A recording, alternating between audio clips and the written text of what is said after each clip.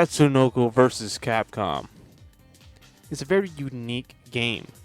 You can even say a game that came at the right place and maybe even the right time, during the renaissance of fighting games. But it's a game that goes under the radar, I feel, and it kind of deserves the spotlight a little bit more. Now, the game isn't perfect. Let me tell you that right now. It is not perfect at all, but it was a complete package, and it was nice to own a Wii at that time, as it was exclusive to it.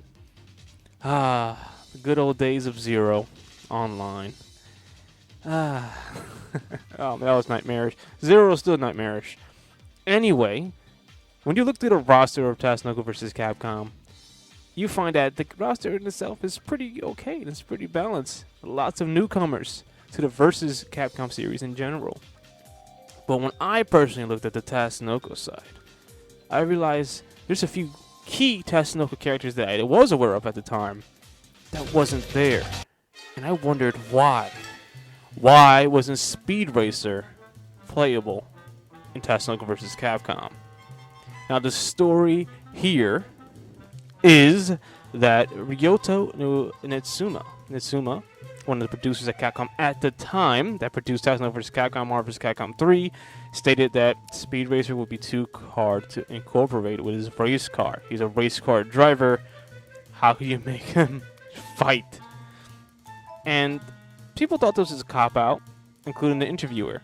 Now, I must say, it would have been pretty neato to have Speed Racer in the game, because he had a own renaissance at that time, around 2008, with the Speed Racer movie and the television series The Next Generation. It was the perfect time and perfect place to put Speed Racer in the game. So maybe a little bit more effort would have been needed, you would think, right, to have that synergy. Because even at that time, there was synergy like that.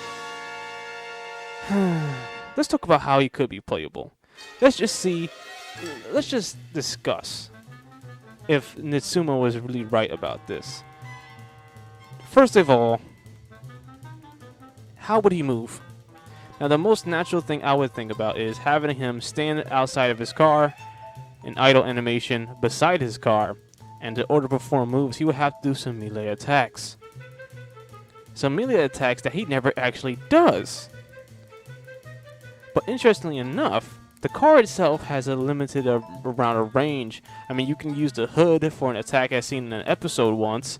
I've only seen, well, let me just say this, there are only 52 episodes of Speed Racer. And there's very minimal things that the car actually can do to hurt someone, besides just be a race car. So obviously, within the moveset, Speed Racer would have to call on other characters, like his brother Spritle and Chum Chum. Maybe they come out of the back of his car like they usually go in back of the Mach 5, or maybe his brother that ran away from home a long time ago, little known to him, Speed Racer Racer X. Now, yes, Racer X should be and probably could be his own character, but if Speed Racer was just by itself in a game, there was no doubt in my mind that Capcom would have implemented Racer X. And there's actually been many times within the series, Racer X has actually done a few things with his car that could be implemented in the super or move within the Speed moveset. Now, as far as making his melee attacks, there's only really one reference you could use besides a few other things. But the most one that they could have used, especially at the time, was the Speed Racer movie when they had a fight scene. They could probably expend that a little more and have some liberty, but you can't say that Speed Racer never threw a punch before, or a kick, because he did in that movie. He'll be similar to Batsu in that regard. So I guess we can say that Nitsuma had a point. He was indeed hard, but it's not impossible. But definitely, my opinion is here that he could have been a playable fighter if they put the time in and used the most recent media at that time to form his moveset. Maybe even something. Use some liberties. But tell me what you think. You think Speed Racer was a missed opportunity not to be here in the game? Or, you think that he was better off without him? I personally think it was a missed opportunity. I think it was definitely a missed opportunity because there was no synergy. It could have been some real synergy with the Speed Racer Renaissance at the time, seemingly so. Tell me who you prefer next, Daredevil or the Punisher in an in-depth moveset for Marvel vs. Capcom 3. My name is Shintone. Until next confirmation, I'll be seeing you guys. Peace. Continue.